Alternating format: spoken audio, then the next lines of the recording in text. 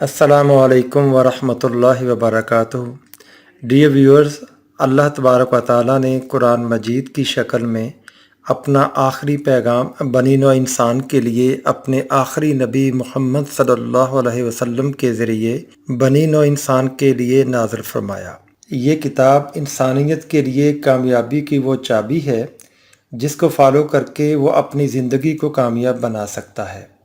صرف اتنا ہی نہیں بلکہ یہ پوری کائنات کا ایک مکمل انسائکلوپیڈیا ہے جو وقت کے ساتھ ساتھ سائنس کے آگے بڑھتی ہوئی ترقی پر اپنی رٹ قائم کر رہا ہے۔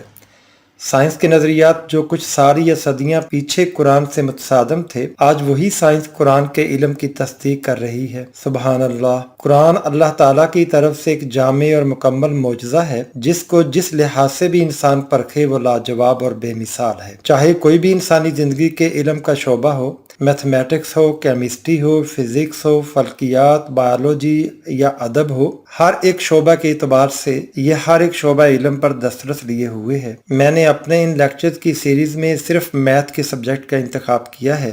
قرآن کے اس ریاضیاتی معجزے سے کس طرح تمام میتھمیٹیشینز حیران ہیں، کوئی بھی ذی روح ایسی کتاب نہیں لکھ سکتا، وہ اس بات کے قائل ہو گئے ہیں۔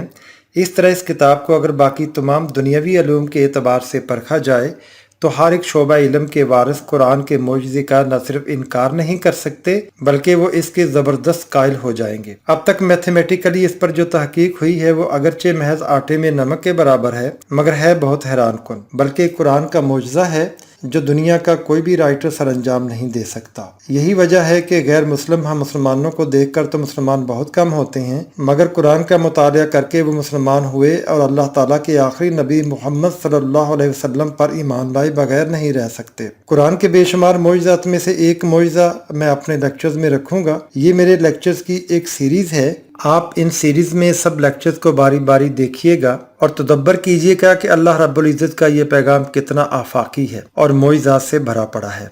اللہ تعالیٰ اپنا پیغام کتنی خوبصورتی سے ہم انسانوں تک پہنچاتے ہیں۔ اس ضمن میں میں نے سورہ کوثر کا انتخاب کیا ہے جو قرآن کی سب سے چھوٹی سورت ہے، جس کو شاعری کے مقابلہ کے لیے خانہ کعبہ کے باہر لٹکایا گیا تھا اور جس کو پڑھ کر ارباب اختیار چلا اٹھے تھے کہ یہ کلام کسی انسان کا نہیں ہو سکتا۔ میری اس سیریز کی پہلی ویڈیو اسی سورت کے بارے میں ہے، تو آپ میری پہلی ویڈیو ملاحظہ فرمائیں اور اپنے ایمان کو جلا بخشیں۔ جزاکم اللہ خیرہ۔ تلاش علم میں تو پہنچ گیا کہاں سے کہاں تک، بتا تو صحیح وہ کون سا سبق ہے جو خدا نے نہیں دیا قرآن میں۔ زندگی اگر امتحان کی شکل میں خدا نے دی ہے، فکر نہ کر تیاری کے لیے ساتھ کتاب بھی دی ہے۔ السلام علیکم ورحمۃ اللہ وبرکاتہ۔